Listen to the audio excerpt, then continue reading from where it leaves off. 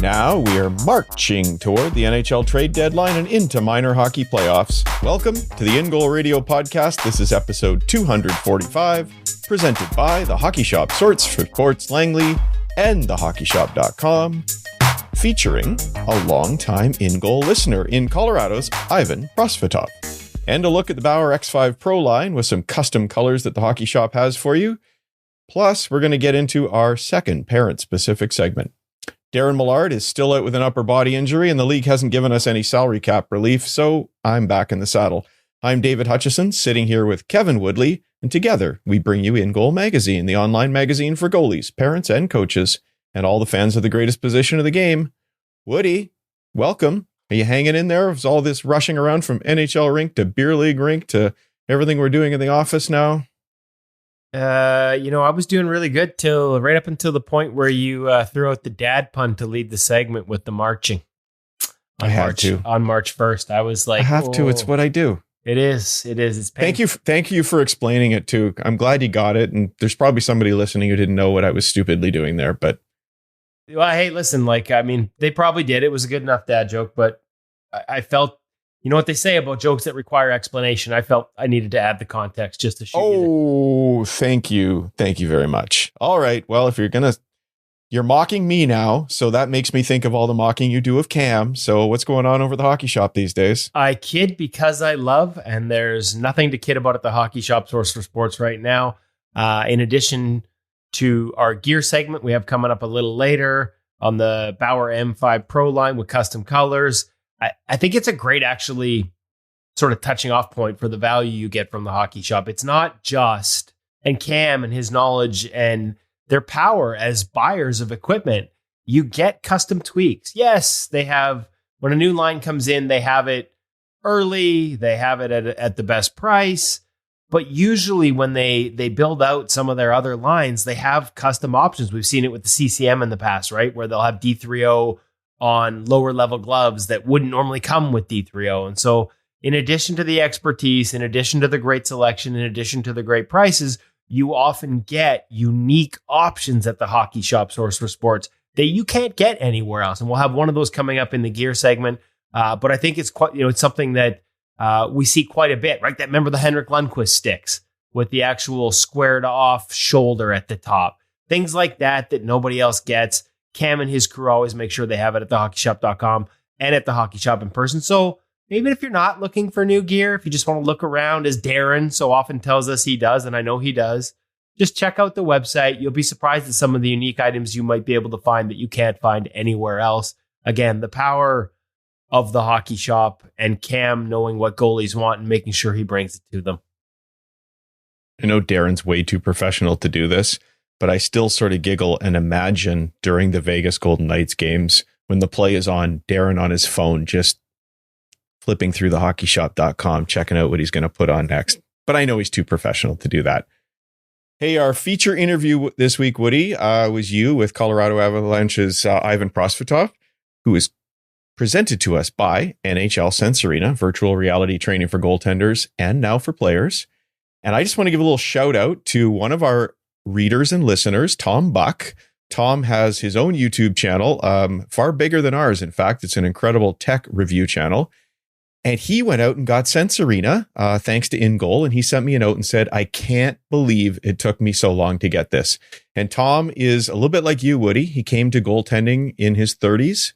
And fairly new to it and wants to grab every little bit of training he can away from the rink. And so he's grabbed Sense Arena and he's doing that. And it's just the best off-ice training tool for goaltenders. We've got this new parent segment and we're going to be talking another question later today, Woody. But one of the questions I see popping up all the time in the parent groups, what can I do off the ice for training with my kid? Sense Arena is an awesome thing you can use. You're heading to the end of the minor hockey season right now. Won't be in the rinks quite as much. Grab Sense Arena, and it is just so realistic. You can do drills. You can program where the shots are going to go. You can compete. They've got regular competitions going on. And yes, you can even face NHL and PWHL shooters. It's just incredible. Anyway, Sense Arena is a great tool for all of you who want to spend more time on the ice, practice your goaltending anytime, any day, anywhere. Head over to sensearena.com today And if you want to grab it, use the code IGM50 to save a little bit more. You know who else got Sensorino? By the way, I think it's cool. Like if you have a tech review, like that's what you do. You review tech and you're that enamored by it. That's a pretty good sign. Like if you're normally a critic of you're critiquing tech and you love it that much, that's probably a good feather in the cap for Sensorino. But you know who else got it? Our friend Nick the goalie. Oh boy. And the only reason I know that Nick the goalie has it is because I was leaving the rink yesterday after covering the Los Angeles Kings morning skate. And I don't know if everybody knows, but Nick actually works for Sportsnet behind the scenes. And as I'm walking behind the Zamboni entrance, where sort of all the TV trucks and the HD trucks are located and all the TV crews are working, there's Nick with a headset on, paddles in his hand, making saves. I kid you not, making saves behind the Zamboni Tunnel entrance at Rogers Arena in Vancouver. And I'm like, ooh, somebody got Sensorino. And he took it off and said he could not believe how realistic it was. So add another one to the list. I'm sure Nick's great with all his social media. I'm sure you'll see some of the footage of him playing with Sensorino soon. It was kind of neat to just sort of, see it out in the wild like that. Having been on the ground floor of sort of bringing this to the goalie world, just sort of neat when you get these stories about how much other people like it as it builds and builds and builds and more people get involved. Out in the wild, you said, Woody. Is that a pun you're trying to make? What's up with Marc-Andre Fleury over in Minnesota? There was no pun intended. I don't do dad puns, Hutch, but nice on you to try and turn it into one. He's staying in Minnesota as we sort of look around the league at some of the news heading into the deadline. He was a name that I thought might be of interest. He sort of checked a lot of boxes to me. He's having a good season. I'm sure it was. Yeah, the adjusted numbers are a lot better than the raw numbers. I know we talk about the context of shot quality. He's been in that backup role in Minnesota and seen some really tough starts. And so the numbers may not look great, but when you adjust it for what he's seeing, he's been really good, like top 15 in the league still. He's been through it before. He's been traded. He knows what it's like. He knows I think that makes a difference for a goalie. If you've done it once, it's easier to sort of manage expectations and know how to get comfortable in a new environment. Like I thought he would have been a goalie that teams would be interested in, but he's committed to sort of sticking with the Wild and seeing if he can get them into the playoffs. And the way he's going right now, he might be a big part of that. So one name off the list in terms of next week's trade deadline. I'm kind of curious to see if anybody actually moves when it comes to goaltending. Yeah, well, I'm happy for Marc-Andre Fleury and his family that they get to stay in one place from a family perspective. But I think for the fans of the game, it would have been fun to see him move to one of the big contenders and go on a run. But good for him. He deserves everything that he wants. Speaking of big moves around the deadline, there is a retirement of Miikka Kiprusoff's jersey coming up. And he was a big move when he established himself, going from San Jose, one of three, to Calgary, and then suddenly becoming the man in Calgary. You know what? And we wrote a lot of stories back in the day about this. And actually, it predates you and I and In Goal magazine. But I wrote a lot of stories for Goalie News magazine. Ian Clark's old publication wrote a lot of stories because I work for Associated Press and USA Today. And I actually covered Calgary's run to the Stanley Cup final for USA Today. So got to know Miikka.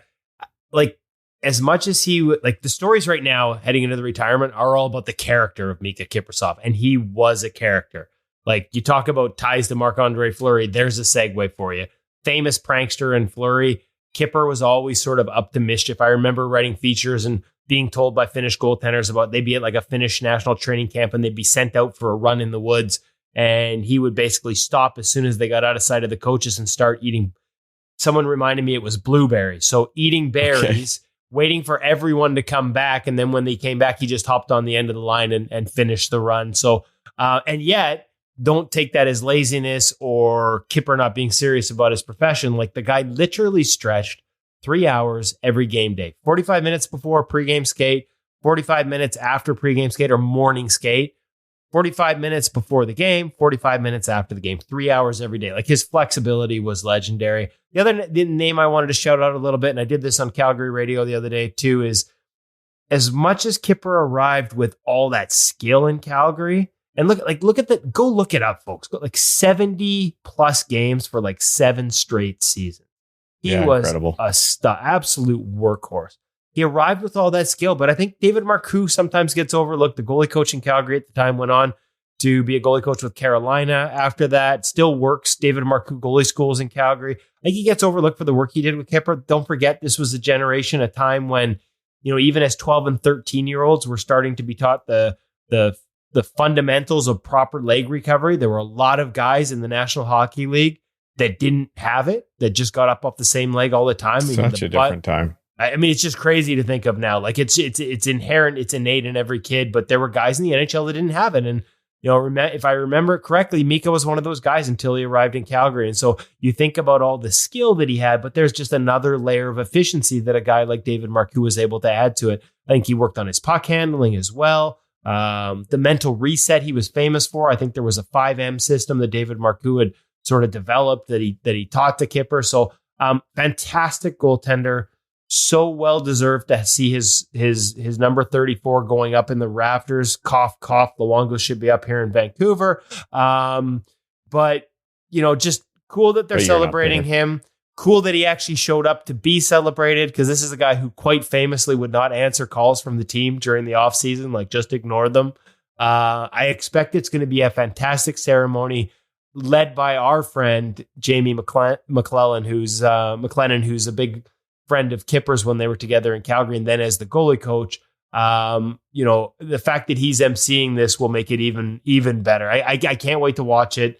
He truly was, one of the best of that era around the National Hockey League, and good on the Flames for getting him back to celebrate it. Absolutely. That's appointment viewing for all of us. When you're listening to this podcast, there's a good chance that ceremony's already happened, but find it online, check it out, and watch what's going on. I don't think many people in the hockey world expected Kipper to be such a stud for Calgary when he was moved. I mean, San Jose had a logjam in the crease, had to move somebody. Is there anybody you're expecting might get moved at this deadline, Woody, that's going to make a big difference for their team? You mentioned already that Marc-Andre Fleury is one of the few guys that maybe would know how to handle that. And we've talked before about how difficult it is to make that transition for a goaltender, especially. What do you think might happen this year? You know what? I don't know. I just think that ever since, like, the one that sort of started the hesitation to make these moves was Ryan Miller to St. Louis from Buffalo.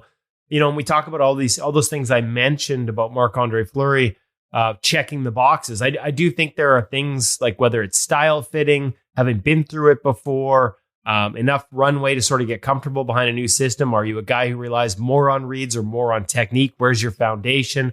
What type of system does the team you're going to play? Do they give up the chances that actually, fit your game?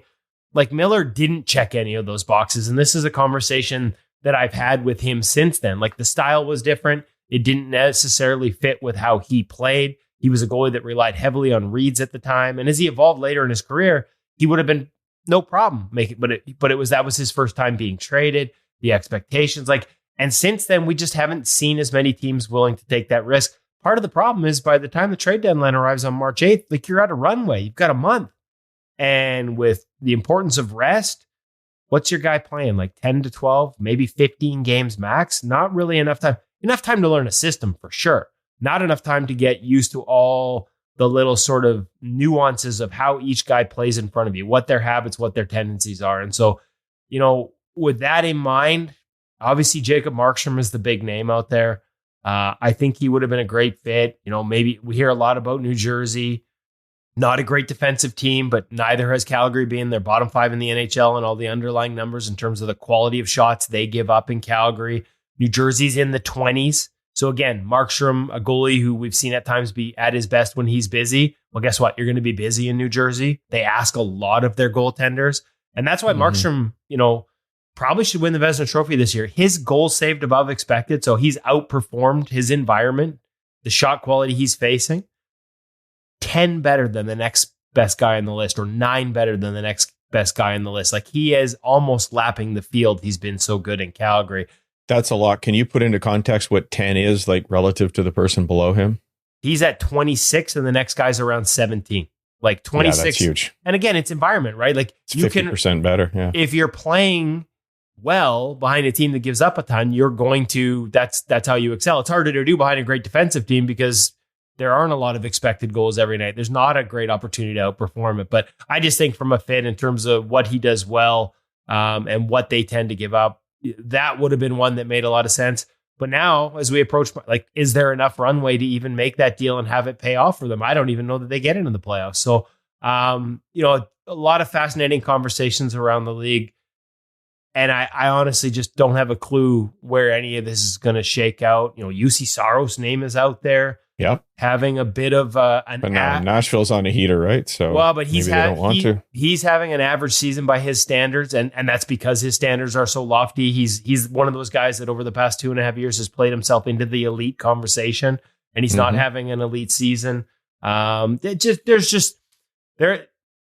see the musical chairs every summer with goalies moving all around the league, and the irony is we don't see it at the trade deadline. So I wouldn't be surprised if we don't see much at all. Well, one team that has kind of acquired a goaltender at the trade deadline here without going anywhere is the Toronto Maple Leafs, having just gotten Joseph Woll back. Longtime friend of the show. What are you thinking, and what are you seeing about Joseph Woll returning? Well, nice to see him go to the American League. Gets one start on a conditioning stint, stops 36-7, back into the NHL a few days later, posts a win.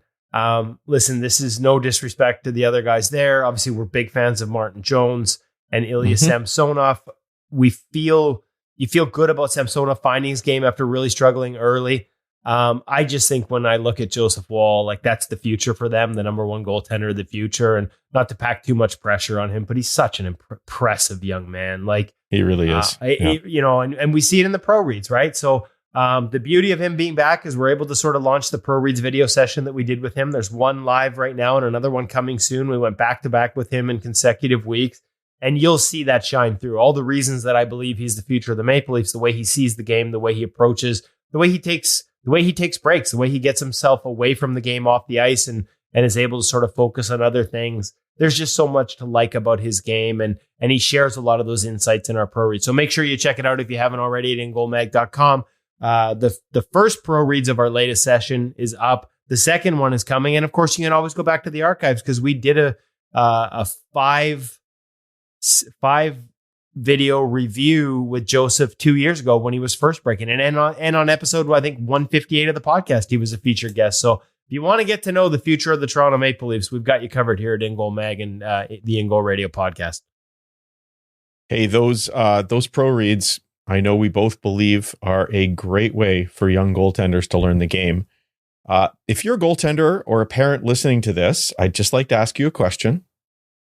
Does your goalie coach give you a subscription to In Goal Magazine when you register for a camp? Do they send you homework asking you to check out the pro reads and maybe chat with you about those pro reads each week? Pretty tough to do if not all their students have a membership, but we know some goalie schools like GTI in Toronto have been providing memberships for all of their goalies. And we just launched a program, everybody, for goalie coaches. If you're a coach listening and you want to get involved in this, send us a note, info@ingoalmag.com, and we're going to try and help as many coaches as possible provide In Goal to their students, and also help you get your name out there for people who are looking for a goalie coach to work with. So I'm pretty excited about what's going on there, Woody. Yeah, and we're, like I said, we just launched the program. So because it's the first full year, we did that test run with GTI and it went really well last summer. Because this is going to be the first full year, we are going to limit this. We've had quite a few inquiries already. So if you're a coach that's hearing this for the first time, make sure you reach out to us at info@ingoalmag.com. We did send an email out to a lot of schools, and spaces, quite literally are filling fast here. So we want to make this, as much as it would be easy to say, hey, we know the value based on the test run we did, the value it brings to goaltenders, the value it brings to schools to engage goaltenders, to make sure they come back the following summer and the following years, that retention for the schools, the education for the goalies themselves. We know this works, but it also is a lot of work. And so we wanted to make sure that we capped the number so it didn't become overwhelming for us to the point where we couldn't do a good job of it. So we'll probably open it up to an even broader audience next summer. We just wanted to make sure we gave ourselves a chance to get our feet under us as we expand it to 10 full schools this year. So make sure you get on that list soon. The spaces are filling quickly. Yeah, and that's not Woody doing some artificial sort of sales pitch there. The reality is every time we take on a new project, it ends up being a lot more work than we thought it would be. And we will deliver for these goalie schools, but it's probably going to end up meaning a lot more work in the background for us. So we're just going to cap that number to make sure that all our systems are in place and we're able to handle it all for you. Okay, Woody, parent segment time. That's right. What are the parents asking this? This is a new one for us. The parents that you talk to, because I am a parent, but I don't like to talk to other parents. You're a goalie uncle. Yes. What's the question this week? Well, what I wanted to chit chat about was I see increasing number of parents, and I think it's because we're hitting minor hockey playoff time and things kind of change, but a lot of parents are putting up the question, how do your team split time in the crease between the goaltenders? I think it's coming up now because some associations mandate that the two goalies on a team split evenly, but sometimes they give them a little bit of leeway in the playoffs to play the quote unquote better goaltender, and maybe the wins matter a little bit more. So I don't think I could chime in on Facebook well enough to explain what I think. I probably have a couple of times tried, but for me, Woody, especially looking back now that my son is playing junior hockey, I think it's crazy if you are not splitting evenly. And I know there are coaches out there that will say, and their parents are out there that will say, it's AAA hockey. You just have to suck it up and realize that's the way it is. No, it's development for your kids. If you are not splitting time evenly, you are shortening the development for one of those two goaltenders, and you don't know which one's going to turn out to be the better of the two down the road. I promise you. And to me, this is just one symptom of what is wrong with goaltending development in this country. I can tell you for sure that all the top goalies that my son saw around him playing hockey on the way up are not playing now, or they're playing at a much lower level than they expected. The guy that you think is number one, you are probably not doing the other guy a service. One of the guys that was behind my son a few times growing up just was named MVP of his junior A team the other day. These kids all deserve to develop. They all deserve to play the same amount. I have seen a couple of parents say, yeah, but little Johnny is just not even close and he doesn't belong at this level. That's another thing that really drives me crazy.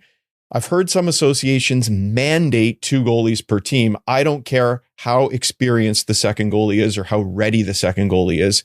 I've seen that too. And that's also doing a disservice to a kid, forcing somebody into a level. So if you tell me that you can't evenly split because one goalie's not ready, he shouldn't be playing at that level. He should be down a level where he can play a ton, love the game, and develop. Because again, you just don't know who's going to come out on top one day, Woody. Well, I got to be honest with you. I don't think I could handle the commitment of taking my kid to all those games and watching him sit on the bench for half of them. So I'd go with the Alex Auld program. And they did this here in Vancouver when Alex was coaching his son's team. His son's not a goalie, but he was on the bench. And hey, listen, having an ex-NHLer on the bench makes this a little more workable. But if we had more sort of educated minor hockey goalie coaches or parents that were educated enough on the position that they could do this, I think it makes perfect sense. They both played every game. They split it, not even one period to the next. They would move them within the game during breaks in action. One kid would come to the bench and the other kid would go in the net. You're constantly engaged. You're watching the game more closely because you know it's going to be your turn. You're not just sitting there twiddling your thumbs or sneaking M&Ms into the, into your glove and pulling them out of your pads or whatever. You get feedback in real time. You come to the bench and there's a coach to talk to you about what you did or didn't do, what's going on around you, what you're seeing, how you're reading, how you're processing, maybe something technical. And they had tons of success with it. I was just the 1 year where he was coaching. And again, I get it. It's easier to get buy-in when that kid's coming off the ice to the bench and having, a longtime NHL goalie give him advice. And not everybody has that benefit. But the ability to have in-game feedback rather than have the kid out there for 60 minutes and not know what he's doing or doing right, especially at the lower levels, and the benefit of keeping them both engaged far overshadowed the uniqueness or oddness or the perceived oddness of playing both goalies every single night. And at the end of the year, everybody was happy. And yeah, like there are times where one kid's playing better than the other, and it would be tempting not to do it. But if you're truly committed to developing the goaltenders, they stuck with it, and that was the payoff. I absolutely love that system. And just underline what you said there, Woody. Every other player on the team gets coaching between shifts, or at least should. And I'm not saying every shift. Goaltenders deserve that as well. Just being left out there on an island, especially at a young age, is crazy. So I love that solution. My son played on a team one year where he split every single game right down the middle with the other goaltender. They learned the ability to come into a game cold. They get to be involved in every single game. It's a lot of driving to watch your kid not play. And remember, Brian Decord talked to us about the same thing. Joey Decord, Brian insisted that they split all the games. Love that. Okay, that is our parent segment. Well, hey, listen, before we move on, I think we should remind the people listening that last week's parent segment, which focused on what mask should I buy for my son or daughter, has been written up. Hutch has transcribed it and put it on ingoalmag.com. So as these questions come in from parents and we think we can help them, or at least Hutch does, because I know nothing. You know lots. We're going to put it on ingoalmag.com. So we sort of build an archive out of this. So if you missed last week's first one, make sure you go over to ingoalmag.com and you can check it out. Yeah, you can hear just that segment. I know what I was going to say. We talked a ton about development, Woody, but also it's about having fun. Like every kid is paying to be on that team. Every kid is committed to being on that team. They're young kids. They should be out there having fun. So I would love to do the Alex Auld system and have the courage to change the kids on the fly too, because that would be fun. Yeah, that would be fun. It might cost you a few goals, but who cares? Well, you know what? I wish that was the mentality that more people had. We'd be better for it when it comes to goalie development. Do you know how many scores I remember from when I played? 0. Don't remember a single score. Do you know how many scores I remember from my son's games growing up? Just 1. So at the end of the day, guys, it doesn't matter. Get out there, have fun. I guarantee you there are parents listening right there. Oh, they're dying now. They're hating me. Winning is fun. Yeah, there's a lot of parents who hate me for saying what I'm saying, but that's how I feel. Speaking of fun, Cam has some fun new colors at the hockey shop. Oh, yeah. Cam's always got, like I said, what did I say earlier in the podcast? Exclusives. He's got some exclusives. And we have a little fun with Cam and his fun colors at the hockey shop right now. I'll just turn it over to him. He can explain it all.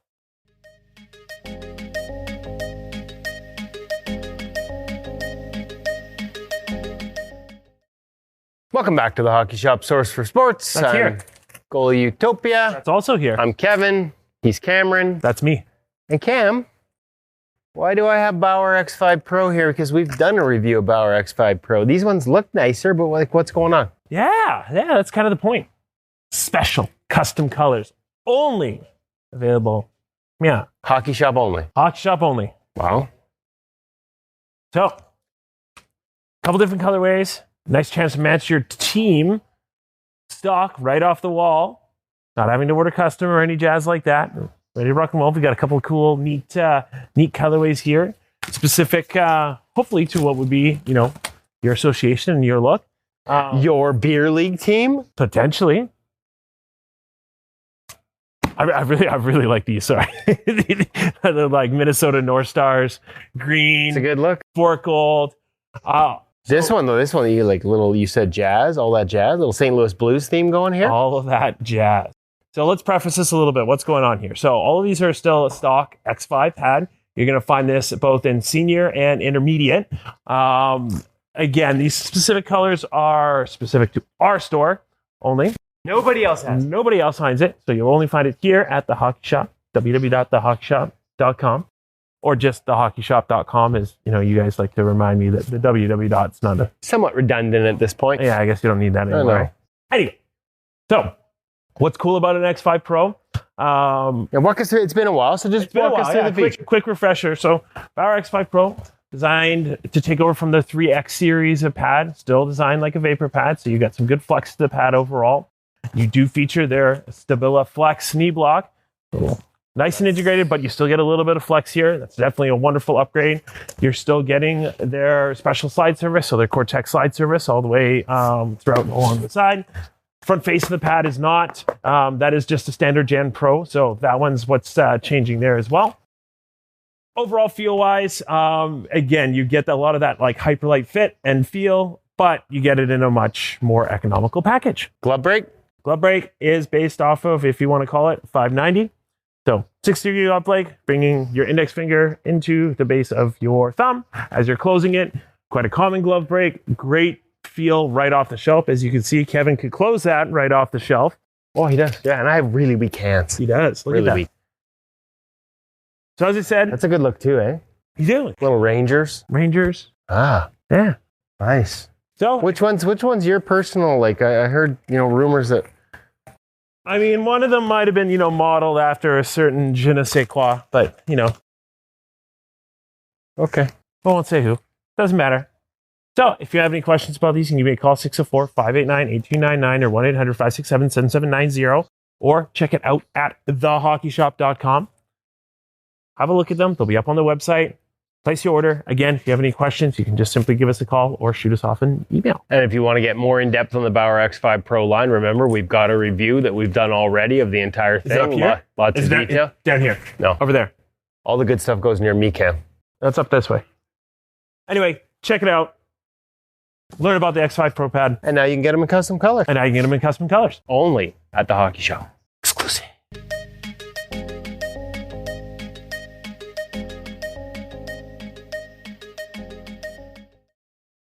I used to love to doodle when I was a kid, draw masks, draw gear. I think I should have aspired to be Cam, because Cam gets those order forms from Bauer, CCM, and all the other gear companies. And he actually gets to pull out the old magic markers and design himself some sets and order exclusive colors like that. How lucky is Cam to put those together? Speaking of doodling on your equipment, do you know that Miikka Kiprusoff used to draw a picture of his dog, and he wasn't a very good artist on his equipment when he was sitting on the bench? And he didn't sit on the bench very much, but he would draw it on his pads just to drive the equipment manager in Calgary crazy because he'd have to get rid of it. Oh, that's a great Kipper story. I didn't know that. I didn't know that. Arts and Love crafts it. with Cam, arts and crafts with Kipper. I'm telling you, the mischievous stuff. Like, let's go back to Kipper. Remember the glove hand?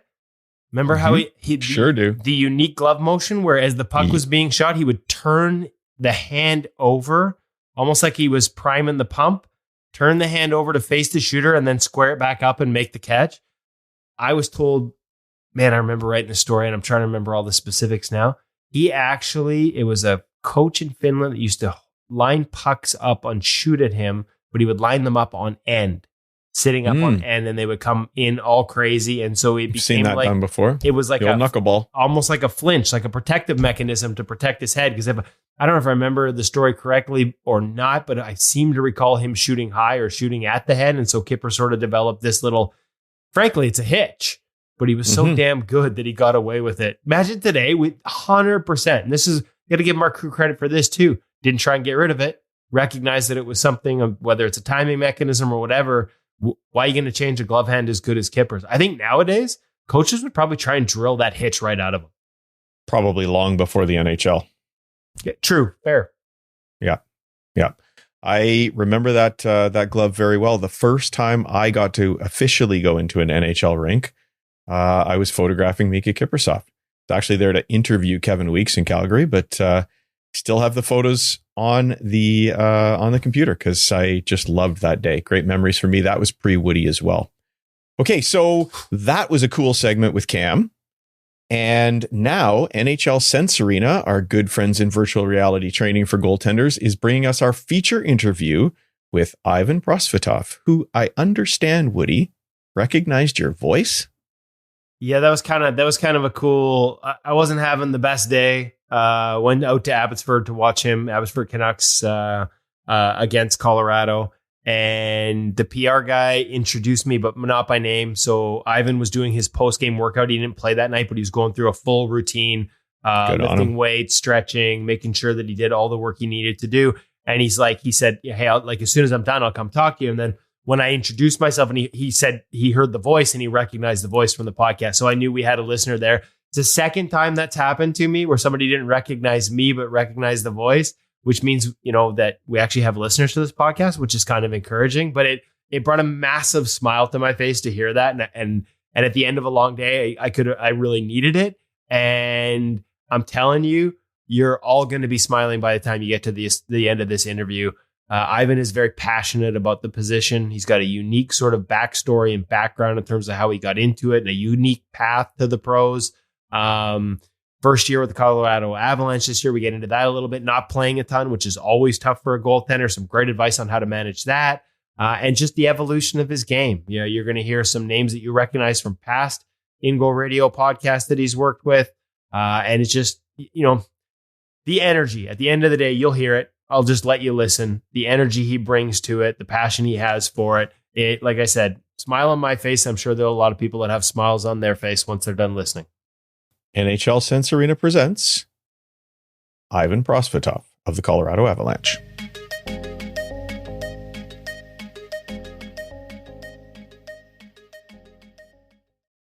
Really excited to welcome to the In-Goal Radio podcast. First time guest. Had a chance to meet this young man the other night after a game in Abbotsford. Now catching him up with him from Calgary. Ivan Prosvetov of the Colorado Avalanche, currently down with their AHL team, the hottest goalie in the American Hockey League right now, by the way. Hey, Russian goaltender with ties to a lot of people we've had on the podcast before. Just thank you very much for making the time today, Ivan. Well, thank you so much. It's good to be on this podcast, and what an introduction. Now, how has been the adjustment, right? Because I know, up at the NHL level, you hear us talk about this on the podcast all the time. I have access to some analytics that painted a very nice picture of the season you were having relative to the environment, outperforming it by a pretty decent margin, and you end up in the American Hockey League because you weren't playing as much as everyone would have liked. What's the mindset? How do you approach that? You know what? I kind of approach it as it is what it is. I ended up in this situation, not been playing much, once a month or twice a month, wherever. It's not an easy spot to be in as, kind of a guy who's in his first full year in the NHL, so good thing I got the opportunity to play here right now, in the American League, and played like 5 games in a row right now, 8 overall games in this month. So, it's been a good experience so far. What's the adjustment like coming from the NHL to the American League in terms of, we hear a lot of people talk about it being at times a league of mistakes, where you're reacting off of things going wrong in front of you. The NHL, as much as it's a harder league, can at times be more predictable as a goaltender in terms of guys being where they're supposed to be. Yeah, you know what? I think the more games you play in NHL, it slows down to you. Because to be honest, I didn't notice much differences between NHL and AHL. Maybe just in NHL, sometimes you see the play coming. Let's say some stretch pass and it goes through, it's like, it's more to perfection, like the game is more to perfection in NHL, like all the passes, like maybe sometimes for sure there's going to be no seam and boom, seam happens in NHL, which is in the American League, I guess it's maybe a little bit less skill, I would say, but still, the game is the same. The system of the teams, team play, like let's say we played the Canucks just yesterday. We played 2 games against them, Abbotsford, and Vancouver Canucks. They played against them last year. To be honest, the system was the same. They were running a lot of like behind the net plays, so it helps too when you get to know the systems, the team play, and get to know the players, other players in other teams, how they play. So that's it helps for sure. Is that a biggest part of the experience of being in the NHL, getting to sort of know what to expect from other teams and other players? And as much as you would have liked to have been playing more in Colorado, can you still build that sort of knowledge from the bench, or do you need to be in the crease seeing it from that perspective to really understand it? You know what? I feel like in the bench it's tough. Okay. I never noticed in myself, picking an any players in a bench, but when you play the team, let's say once in NHL, and you don't really, it's what I noticed this year, to be honest. Like when you play the team once, and maybe like you don't know how the guys play because you played in another league, in an American league in my division. I basically knew like what every guy is like, in the other team, like because you just have so much games against them, right? So in NHL is the same. I feel like the more years you play, the more games you play, you get to know those guys. What are they gonna do? Like, are they shooters or like stuff like that? Like, are they looking for a pass option or something like that? So it gets usually with the experience. It sounds like experience really is important. Short of having it before you get it, can you learn any of that on video, or is it really, like you said, you got to be in the crease experiencing it firsthand, seeing it from that perspective? Well, I'm sure like even maybe you're in a PK, right, a meeting or something like that, your coach can tell you like, okay, this guy is a shooter, this guy is a passer. It was a couple times, to be honest. Phil Housley, he was our D-man coach in Arizona, and I remember we were playing against Colorado, and he was talking about Samuel Girard. Who's my teammate now, and he was saying that he's a passer, And at that point, I believed him so much, and a lot of guys, they coming down and selling shots so well in the power play, and then passing in less time. So with this guy, I trusted that Samuel is a passer, and I was kind of still a little bit like cheating, for a pass, and he never shot it once, so that's kind of, you can get some stuff like that, from the guys, but it's obviously better when you actually face them more often. Okay, you mentioned going from Arizona last year and Corey Schwab and working with him to Colorado this year, and UC Parkilla, a goaltending coach that we know well here at In Goal Magazine, and first European goaltending coach to win a Stanley Cup. What's been the adjustment going from one guy to the other? Are there things in particular that you focused on? It's a new voice. Sometimes it's new ideas. That can be difficult at times. How's that been, getting used to a new goalie coach?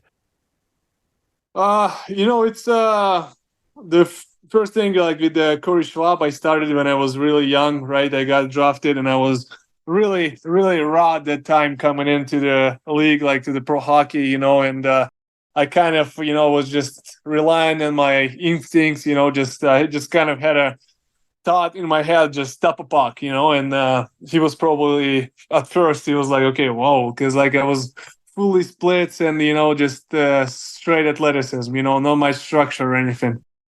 So, but after that, I kind of picked it up, working with a goalie coach back home, with Oleg Romashko, in my last 2 years, I really started to play a system, and now kind of, I want to say that I have my foundation of my game, like on an everyday basis, I play the same now, not like when I was coming into the league, So Corey, he saw me in both periods of that, right? He saw when I was already, really system goalie, working on my fundamental stuff, and at the same time, he saw me just, jumping around the crease and trying to stop a puck, So Oleg, in your work with him, walk me through that, because like you said, it sounds like, your words a little more raw, a little less sort of foundation underneath you, quote unquote system goalie. Like what type of things? The audience is all goalies, so give us some examples of some of the things that you've integrated into your foundation and part of that system.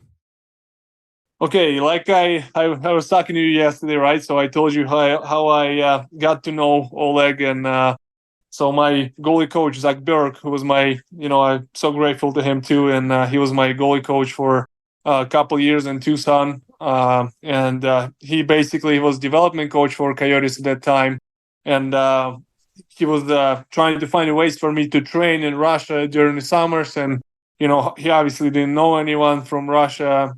And, he texted Clark in Clark because he knew that he works, he goes to Russia for camps, and basically Clarky said, okay, Oleg is the guy, and that's how I started working with him. And you know what? It's been awesome experience with Oleg. It's already for like last 4 years I've been getting ready for seasons with him. And you know what? I feel like last couple of years I really got into the system, the net play system, the traffic, and stance management and stuff like that. That's something what definitely makes me successful so far. In my for further steps. I feel like it's something what really got me comfortable playing in an NHL level and in the AHL level right now. Like I feel like in every game I go, doesn't matter who we face and how the team plays in front of me. I know that I'm gonna do my things, and so I can just kind of focus on the play. Having a plan like that, do you feel like it gives you like security, almost like a home base, so to speak? It definitely does. It definitely does. Like, let's say behind a net play, like when soon puck goes behind the net, I knew already what I'm gonna do. Like I literally have my, lines when I transition from a reverse to reverse track, when I, my quick eyes from behind the net, and stuff like that I have to go in a 30-degree alignment when I get to my reverse, stuff like that. So if you do that all the time, like, that's, let's say, something what behind the net happens. When puck moves up top, it goes high, and D have the puck up top. There, I'm in a high stance and looking on short side. All this stuff going on, and it's just so I'm doing it over and over. It's just coming easily, and it's just I already have to think less about that. It just happens automatically. And as we said, as we were talking the other night too, as much as you add that, and you have that consistency that comes with a foundation like that, you still got to remember that all those things you used to do can help too. It's just a matter of picking when to do them, right? Exactly. To be honest, I got caught in a moment of just focusing on my system. To be honest, I had that, and I was never trying to be like a robotic goalie, by any means, but I kind of got stuck a little bit on locking my athleticism and stuff, and but I feel like you always have to be a player. Like you always have to play the game. You can't just play the technique or some or incredible saves. You have to play the game, and so you have to, like, I feel like when you can do the structural things, you definitely want to have your structure, but when things are breaking down in front of you, you have to be able to quickly change and just find a way to stop a puck sometimes, and I feel like there's so many goalies in the league who's really good at it, and like let's say example, like my friend Kachetkov, you watch him play, that's he's been like that all the time. He was always a player, like he was always like, he plays soccer, he's good at soccer, he plays everything, he's a player. So in the way he plays in net, you can tell that the guy really enjoys and he plays, so which is that's something what I still trying to work on as well, to kind of still have this, like, the playful mindset when I actually play. Can that be tough a little bit, especially when if a lot of the system stuff was new to you? That means you have to work so hard at it, and so you rep it out and you rep it out. Sometimes when we rep something out so much, it become our new automatic habit, and it can be hard to sort of get away from it. How are you in the process of finding that balance back between both worlds? You know what? I think the balance is important, one of the important things in life, right? And in hockey specifically, like you have to balance the way you practice things, like sometimes even like, used to, when I would have a bad game, and I would make some mistakes in the ice, I would just next practice focus on those mistakes, like that I was, that I made. And I wouldn't focus on other things. Let's say maybe I got caught, like, looking the other side. Just let's say an example, I would only work, managing traffic and short side and, like doing some screen stuff. But I wasn't working on, let's say, beating the pass. And next game it would cost me, So I think it's important to find the balance on working on stuff. You always have to manage your, work when you go out and practice. You still have to work on all the things, because only when you start working on only one thing, like the all other things might not gonna go well for you. So you have to find a way to always work on whole game as a whole picture, So I think that's kind of a big thing for me right now, that even if I'm doing some mistakes, I acknowledge them, I work on them, but I still really work on all other stuff as well that I'm already good at. When you get to Colorado, what's the conversation like with UC in terms of both expectations, but what he sees in your game and where he wants to help you go? Because there's a lot of time. Well, I was going to say, usually there's a lot of time to practice early, but as the season goes on, it's hard to find that time. So when you're not getting a chance to play, how do you make sure you get the most out of that time? And what were your focal points with UC? UC, he was always trying to do a good job with finding guys like players to have more of a game-like situations for me when I wasn't playing as much, And the good thing he was doing that he was trying to cover all the plays that could have happened, like high plays, low plays, and jams, all this kind of stuff, so moving screens and stuff like that, So he was trying to amplify that into practice, which is tough to do sometimes because, with the NHL schedule, the guys are getting tired too, and it's tough to get a lot of players in the ice for a goalie skate, but we're lucky we had a lot of guys who was coming in, and UC was doing a really good job with that. Anything you took away? Like every relationship is different, but are there any takeaways from working with Georgie? He's another guy that we've gotten to know a little bit in the past, and big fans of sort of a unique path that he went from Belarus to Russia to a lot of work in Finland, and brings a lot of unique characteristics to how he plays too. You know what? I don't know about his playing style, if it fits me, because, he's a little different goalie, but definitely the one thing that I think every goalie can take away from Georgie is his ability to focus, And the way he focused the day during a game is just incredible.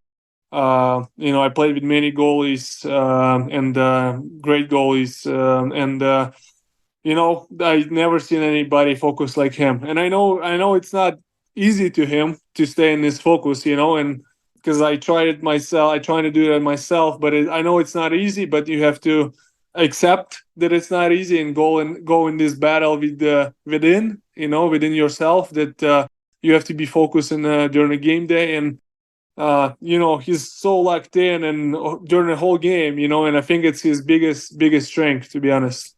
Oh, now I'm going to have to ask him where that comes from the next time I talk to him, because I can think when he started with the Rangers, there was another guy there that was pretty famous for his intensity and focus on game days, in Henrik Lundqvist.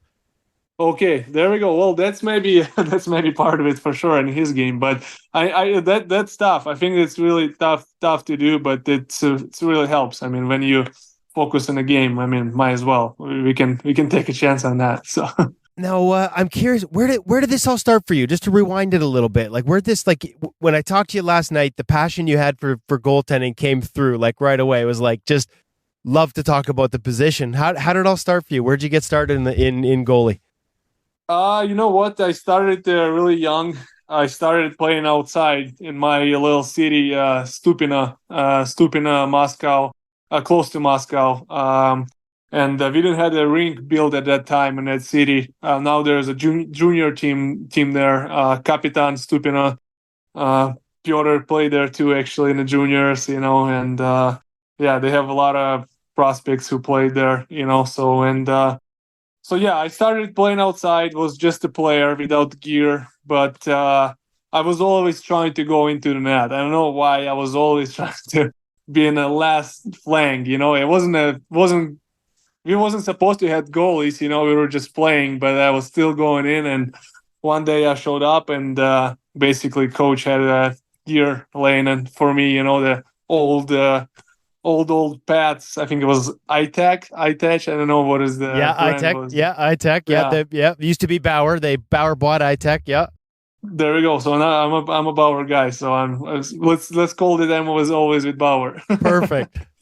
So. I mean, we've heard so much. Obviously, there's been a lot of focus on Russian goaltending because, you look at the top of the game, there's a lot of great Russian goaltenders. Obviously, Sergei and Vasi, and you mentioned like a whole nother generation come with yourself and Piotr. What was your experience? Like you said, that's how you started. like in terms of coaching and growing up? I was a little surprised to hear you talk about being more athletic when you arrived with Arizona and not having the foundation yet, because I think a lot of the stuff we heard was that was coming more in the teaching at a younger age. So I'm just curious what your experience is in terms of goalie coaching and developing at a young age. You know what? I spoke to a lot of goalie coaches here, and they all think that Russian goalies be like so athletic because we never been taught in early age.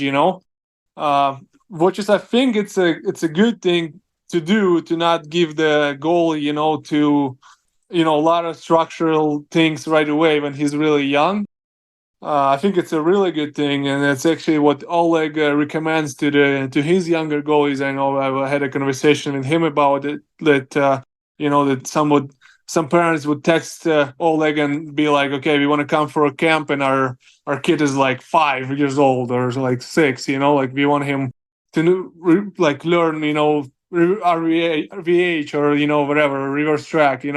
And Oleg says, "Hey, for now you just have to able to find ability to stop a puck, and I think it's a really important thing. But in my case, I always had goalie coaches. I was in my city playing for a couple of years. Maybe then it wasn't much goalie coaching, but I don't think you get anything from that age, to be honest. But when I was like 7 or 8 years old, I went to CSK and I had the goalie coaches there.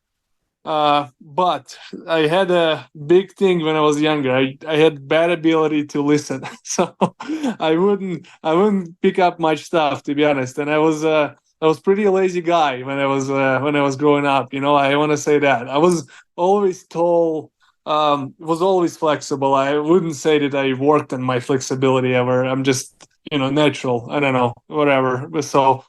I was always able to do the splits and stuff, so that kind of carried me into junior hockey, And I feel like from junior hockey, that's when I already started kind of thinking about techniques, and skill. So that was my case. But I think there is a lot of coaching right now in Russia. There's so many schools and stuff like that. Well, and that's you're right. The theory, I've heard that theory too. And I was curious at the age of 25 where you fit into that window, because, I can think of talking like Anton Hudobin a few years ago about how he agreed, but when he goes home now, he sees a ton of goalie schools and he wonders if maybe, as a country, they might lose that a little bit. So I was very curious to see sort of where you fit into that window. And Georgie, same way. Georgie had old school coaching, he told me. A lot of skating, no pucks. And then he added some of the technique by going to Finland. So it is fascinating to sort of hear some of the different routes and the different sort of pass through that system that goalies have had in Russia.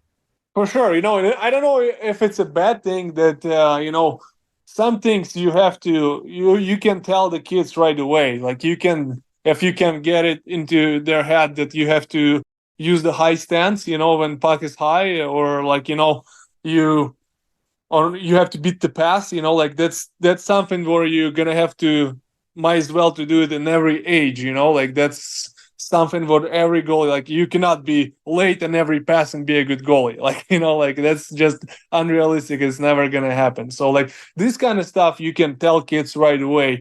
But I feel like I was always thinking because when kids are smaller, this point with the VH, right? With the reverse, when do you teach kids to, go into this reverse? Because now they're so small, so you cannot really tell them to, okay, now you have to be on your feet, but in the future you're gonna grow maybe, and then you go into the reverse. That's kind of stuff was the only thing that was tricking me with to working with the kids. I was always thinking how you manage that when you a kid's goalie coach, But stuff like I said, the beating the pass, the depth and stuff like that, I feel like you can go for it in every age, Well, when we were talking about reading the game in the NHL and the American League level, there's something to be said for letting them figure it out on their own at a young age too, because they figure, right, their kids are so creative, right? There are things you can learn and sort of just develop some of those instincts at a young age if you're not overcoached, I would suppose. Yeah, for sure. And some kids, I guess they picking it up stuff right away. I wasn't like that. You had to tell me 1,000 times. Now it's changed, thankfully. And maybe it's a good thing that I had it late. In my junior career, because I was able to develop those just the natural abilities. But so you never you never can guess on that kind of. I wanted to ask you about that. The decision to come over to North America to play junior over here, first in the NAHL and then in the USHL, leads to you getting drafted a year in the CHL.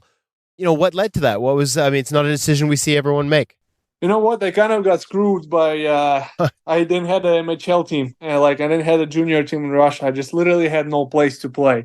I could go to like a Russian junior like U18 league, but it wasn't ever my goal. I got drafted by Sochi in KHL, and they had some older guys there. Barulin, I don't know if you know Konstantin Barulin. He was a big time Russian goalie, one of my pretty big idols growing up when I was younger.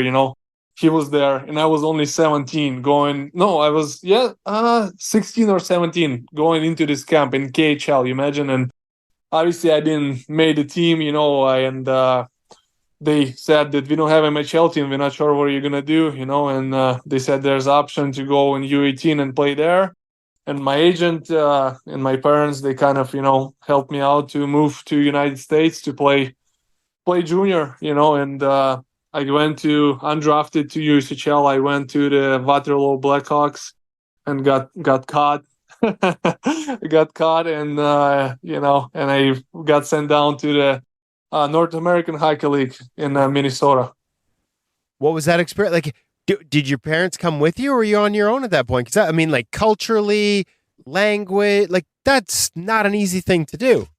I feel like it was nice because I was still a little kid, 17. You're still really young, so I wasn't really worrying about any stuff too much at that point, So it was maybe played a good role on that I came so early, because obviously my parents didn't came with me. I was by myself, I still remember, my God, I got into the billet family, no English, nothing.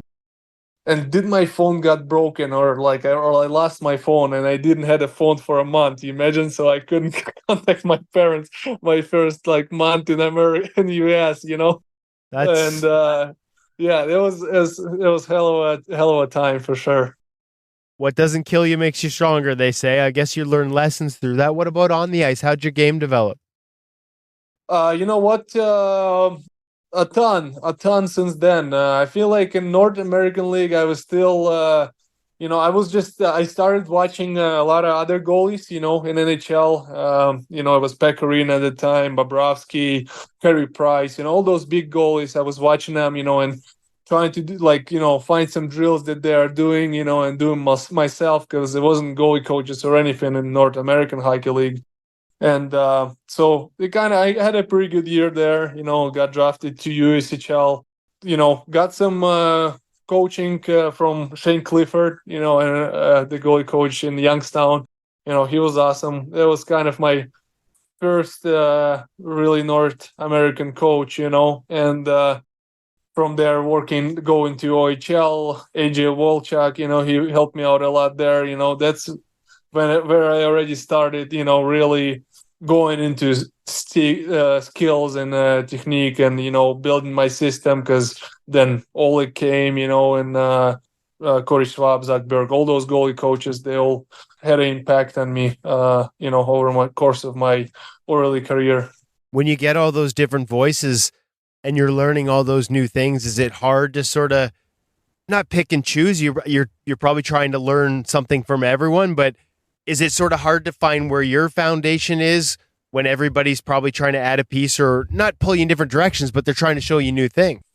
Yes. You know what? I feel like that's something what's really tough at points, that you feel like you have to do that everything what your goalie coach says. Then you go to different goalie coach or they just change, and this goalie coach wants to do different things, Now I'm more of, I have my own system. I play my own game, and it doesn't matter who built that system. We can call it that Clarky built it. And Todd to Oleg, and Oleg obviously give that to me. And I'm working with Oleg on it all the time. But my goalie coaches now, like Peter Budaj, he knows that I play this system. He knows that I have a net play. Like traffic and all this stuff. He knows what I'm doing, and I feel like now for me, that's let's say my hands get locked up sometimes. And Budaj comes in and says, okay, like you relax your hands, they have to be loose. Stuff like this. Like that's more like it's like a goalie coach for me now. It's like a navigation, like navigator, like it tells me, and breathes me where to go when I, kind of going in the wrong way. Sometimes you get caught in the moment and you do go in the wrong way. So I feel like the goalie coach job on the pro level, it's really huge, and it's really big. Like I feel like I always want to have a goalie coach with me, because I know what to do. I'm sure I can do it myself, but like I'm not going to be good at doing it myself, because I always need the guy who's going to be watching me from the side and telling me, okay, Ivan, you were late in the pass here. You dropped from the high stance here, like right away to the save, or, you stuff like that, or like you didn't read the play well here. So I always want to have a guy like that. And Budaj doing a really good job right now with me with watching the video. There's some things, let's say you could have just pushed here and slide, but I'm going right away into the split. Like, sometimes I feel like those things, it's hardest things to recognize yourself sometimes, so that's why when in those moments you need a goalie coach who tells you, okay, you actually need to push here, not just go into the split. So that's where I'm at right now. So I help you learn little nuances. You still stick with your foundation and your system, but there's always execution above and beyond that and decisions to be made. So it sounds like just reads and sort of some of those, recognizing some of the moments where you could do something different. Sounds like video is a big part of it. Big part of it. I think like in video you can, I don't really big fan of watching my goals or something like that, because I wouldn't say like I have a really only one weak spot that I'm giving up goals at, so we more watching, I'm watching video always with my goalie coaches, and I love it. I had to be honest, all the coaches I had, which is they supposed to be really good at the pro level, right? And that's what I had.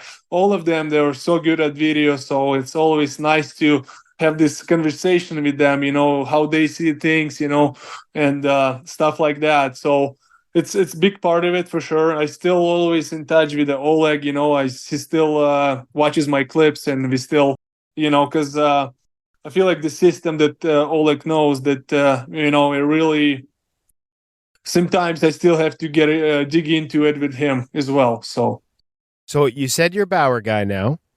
Yeah. You mentioned the old iTech gear. Are you an equipment guy as much as that first set was there one day and showed up? Did you become a guy because some guys know every little detail. Some guys just send me what I've had before. Where do you fit in the gear side of things? You know what? I'm like, you can ask Tim, the Bauer rep, Tim Boren, yeah. Goalie Bauer, he's an awesome guy. He's my guy. If you open my messages with him, it's like maybe every week I trying to get something in my gear. I'm just I don't know. I don't know if you want to call me like a gear nerd, but I think I am. That's a compliment.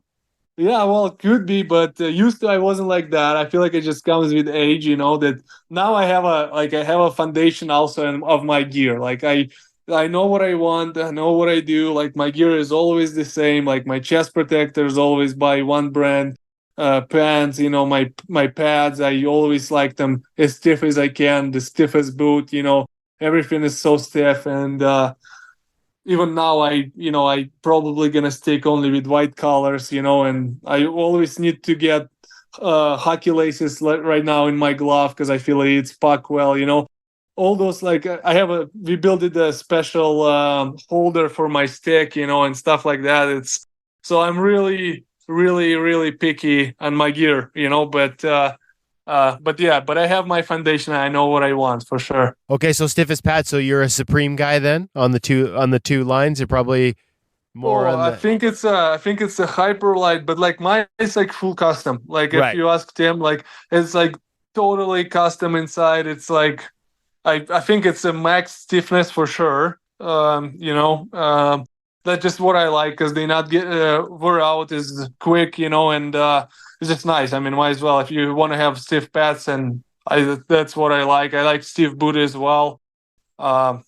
But I think mine are hyper light right now. I'm Okay. not so good at like the names of it. I just ordered whatever is newest. But that's the beauty of Bauer, right? That's where they've come as a company. You can take the newest line and custom out the specs to have parts from the other line or from a stiffer line, and that's what I love about it. They started with such a unique new pad, and they've consistently evolved the options, which has just given goalies more options that they can select within the range. I think that's a positive. For sure. And you know what? I don't think I knew any brand who develops that much and trying to improve their gear like every year. Like there's every year I called him before the season to order new gear. He's like, okay, we're coming out with the grip inside the glove, or we're doing the same block knee, like a knee block, the same with the pad. Or they're doing a same like a calf is a one piece with the whole pad, So all this stuff is like something new every year, and it's always been well for me, Like that's like 5'9", like they probably don't want me to say that, but what is it, 90 glove, like it's what they call it. That's okay. We all know that it's the nomenclature. It's okay to use the nomenclature from the other one. It applies. 590. We know we know what you mean. Just didn't want to bring that, but yeah, it's okay. But did you like the finger grips when they put those in? Yes, I do. We did too. I use a game pump, pro pump it called for games. Yep. And for practice, I'm a practice glove guy because I just don't like to get hurt, So just Who like does? everyone. Yeah. Yeah. Okay. Well, Vesey, I know he's just like, I asked him what gloves he uses. He says he only uses the game ready glove, like softest ones, which is like for practice, which is I don't know how can I do that, because it's just, I don't know, it's just painful, I feel like. Yeah, every time I get one in the palm, they tell me to use the pocket, but guys shoot too hard. Yes, exactly. I wish I can always use my pocket. But it's by Vassy's Vassy. I'm going to need to see that custom stick grip one of these days, so I'll hold you to it the next time I see it. What next time you're in town? Hopefully it's here in Vancouver. I look forward to catching up. Ivan, I've really enjoyed this conversation. I know our fans will as well. So thank you so much for taking the time today to fill us in on everything from your evolution, your roots in the position, to the gear you love. Thank you so much. Thank you. I really appreciate it. It was good to be on.